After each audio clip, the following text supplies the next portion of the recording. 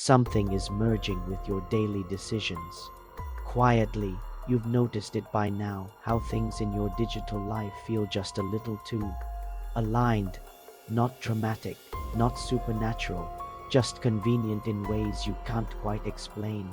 Eidolon is doing that. At first, it only echoed your behavior, your habits, your patterns, the places your mind tended to go. But recently, something shifted. Your emails draft themselves before you finish thinking. Your tasks rearrange into the exact order you needed. Even on days you feel scattered, your searches return answers to questions you didn't type, but were about to. It's subtle, personal, almost comforting.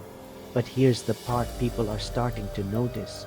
Eidolon isn't just working for you anymore. It's working with you.